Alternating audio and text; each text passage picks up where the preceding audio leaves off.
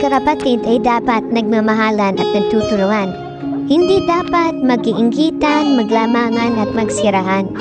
Sa magkakapatid, mayroong mapait, mapagbigay, tahimik, tamad, salot at tuso. Pero dapat hindi yan ang mga dahilan para maging magulo at magkawatak-watak kayo. Kasi pagpalipaliktarin man ang mundo, ang kapatid ay kadugo mo. Hindi mo na yan mababago. Isaayos ang dapat ayusin dahil iba pa rin ang pamilyang buo. Tahimik at nabubuhay ng payapa. Kaya swerte ka kung may mga kapatid kang laging nakasuporta kahit saan ka man mapunta.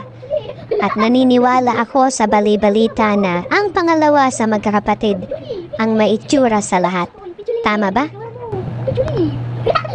Nakikita ko yung ng ano. Okay na. Huwag ka na daw matulog na si Bia, tulog na daw pinsot. Ako, video mo.